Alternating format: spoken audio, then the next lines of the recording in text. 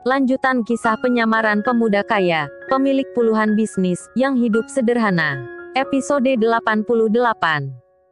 Terlihat saat itu, si kepala keamanan, yang baru menyadari, kalau ternyata, pemuda yang diborgol itu adalah Aditya. Ia pun langsung kaget, lalu berkata, "Alamak, ternyata kaulah Dit. Kukira, siapa pula yang mau nyuri di toko ini," ucap si kepala keamanan, yang ternyata adalah Bang Togar, mantan preman pasar asal Batak.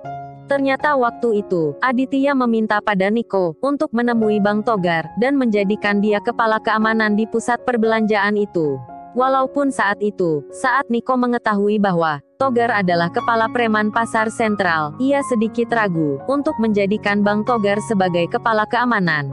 Namun karena itu adalah permintaan Aditya, Niko pun tak mungkin membantahnya. Dan, balik lagi ke cerita. Bram yang mendengar ucapan Bang Togar, ia pun langsung berkata, "Jadi, lu kenal sama nih maling ya?" ucap Bram. Mendengar itu, Togar pun berkata, "Ya iyalah bos, saya kenal betul si Adit ini. Dan enggak mungkinlah si Adit ini maling. Sepertinya ini hanya salah paham saja," ucap Togar dengan logat Bataknya yang masih sangat kental.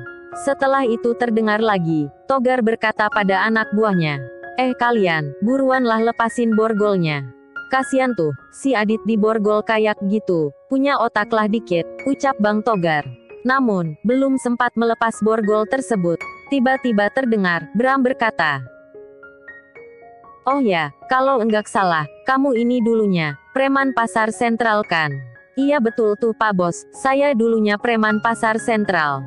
Di sana pula, saya kenal dengan si Adit," sahut Bang Togar. Mendengar ucapan itu, Bram pun kembali berkata, "Kok gua jadi curiga ya, jangan-jangan, lu nih, satu komplotan sama mereka." "Alamak, komplotan apa pula maksud Pak Bos," ucap Togar. Setelah itu terdengar lagi, Bram berkata, "Pasti kalian sekongkolkan, untuk maling di sini," ucap Bram, lalu kembali berkata, "Benar-benar rencana yang matang. Satunya kepala keamanan, dan yang lainnya maling." Mendengar ucapan Bram, Togar pun langsung naik pitan. Bos, kau kalau ngomong kira-kiralah. Aku nih memang mantan preman bos, tapi, coba-cobalah kau tanya ke pedagang-pedagang pasar sentral sana. Tanya ke mereka, selama aku di sana, apa barang mereka ada yang hilang. Jangan kau asal tuduh aja gitu, tak punya otak pula kau rupanya, ucap Togar. Mendengar ucapan Togar, Bu Ningsi pun berkata, "Oh ternyata para berandalan pasar toh. Pakai mau nantangin saya lagi," ucap Bu Ningsi. "Apa, dia ini berani nantangin tante," ucap Bram, saat mendengar ucapan Bu Ningsi. Sementara Bu Ningsi mendengar ucapan Bram, ia pun langsung menceritakan perihal masalah tadi pada Bram. Setelah mendengar perkataan Bu Ningsi, Bram pun kembali berkata, "Udah Tan, semua pakaian yang tante pilih, enggak usah tante bayar. Dan kalau urusan mereka ini, serahkan sama saya," ucap Bram. Sementara Togar, yang sudah terlanjur panas dengan tuduhan Bram, ia pun langsung berkata, "Enak kali kau ini. Kau kira, tempat ini punya bapak kau? Kalau Pak Niko sampai tahu, bisa kelar hidup kau," ucap Bang Togar. Mendengar ucapan itu, Bram pun berkata, "Apa, kamu mau laporin gua ke si Niko? Walaupun lu laporin juga, si Niko enggak bakalan percaya dengan omongan lu. Dan asal lu tahu, sebenarnya si Niko itu enggan mempekerjakan lu di sini. Jadi, mending lu siap-siap, karena sekarang juga, gua bakalan laporin kelakuan lu sama si Niko," ucap Bram, dan langsung menghubungi Niko, lewat panggilan video. Tak berapa lama kemudian, panggilan Bram pun tersambung. "Halo selamat malam," ucap Niko membuka percakapan. "Ya malam juga Nick, ini, gua cuman mau ngasih tahu. Barusan, ada maling yang ketangkap basah oleh petugas keamanan. Tapi, saat akan dibawa ke pos, tiba-tiba, kepala keamanan datang, dan ngotot untuk lepasin mereka. Dan usut punya usut, ternyata si maling ini, bekerja sama dengan kepala keamanan," ucap Bram. Mendengar ucapan itu, Niko pun berkata, "Apa, maksud kamu Pak Togar ya?" ucap Niko yang terlihat kaget. "Iya Nick," sahut Bram. Mendengar ucapan itu, Bang Togar pun berkata, tukang tipu pula kau rupanya. Udah, mendingan lu diam, sudah ketangkap basah, masih juga ngeles," bentak Bram pada Bang Togar. Setelah itu terdengar lagi, Niko berkata, "Ya udah, kamu selesaikan masalah ini, dan tolong Pak Togar dan teman-temannya jangan diapa-apakan. Kamu cukup ngasih nasihat saja ke mereka, ucap Niko, lalu kembali berkata. Coba kasihkan handphonemu sama Pak Togar, saya mau bicara dengan dia.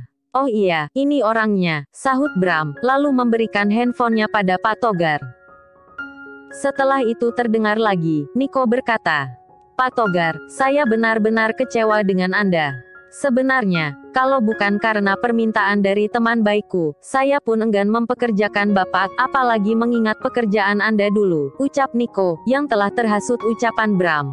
Mendengar ucapan Niko, Pak Togar pun ingin berkata. Namun tiba-tiba, Bram berkata, Udah, sini handphoneku, ucap Bram, sambil mengambil paksa handphone miliknya.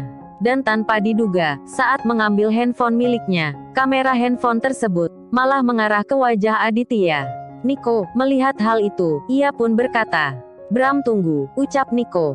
Namun saat itu, Bram malah pura-pura tak mendengar ucapan itu, dan langsung memutuskan panggilan tersebut.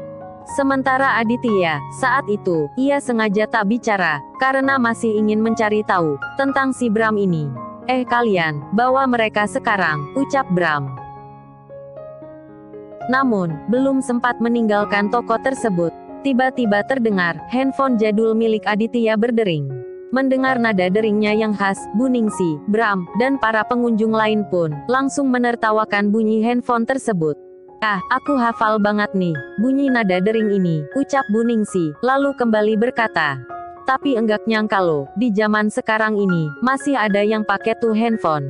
Sementara Aditya, saat itu, karena tangannya yang diborgol, ia pun tak bisa menerima panggilan tersebut. Lain halnya dengan Bram.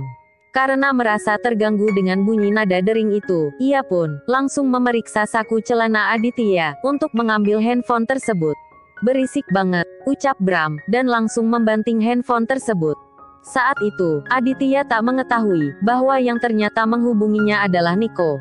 Sementara Niko, yang tiba-tiba mendengar si operator, yang berkata, maaf, nomor yang Anda tuju sedang tidak aktif, atau berada di luar jangkauan. Ia pun, langsung menghubungi Bram. Dan tak berapa lama kemudian, handphone milik Bram pun berdering, yang ternyata adalah panggilan video dari Niko. Setelah melihat ke layar handphonenya, Bram pun bergumam. Apaan lagi sih, gumam Bram, lalu menerima panggilan tersebut.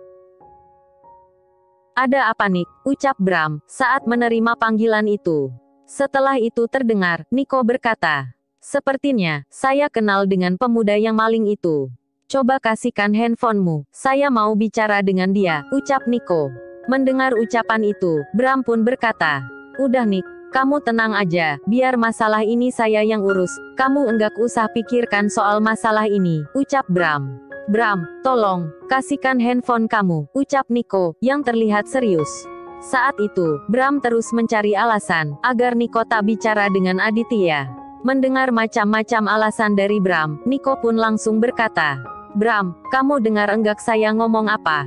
Atau kamu mau saya pecat? Mendengar ucapan Niko, Bram pun tak bisa berkata lagi. Lalu dengan terpaksa, ia pun langsung memberikan handphone miliknya pada Aditya. Nih, bosku mau ngomong sama kamu, ucap Bram. Mau ngomong gimana kalau diborgol gini? Apa tuh handphone mau gua pegang pakai gigi, ucap Aditya.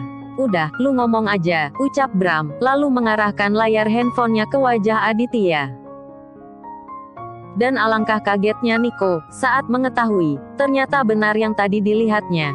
Ya ampun Dit, kok lu bisa diborgol gitu, ucap Niko.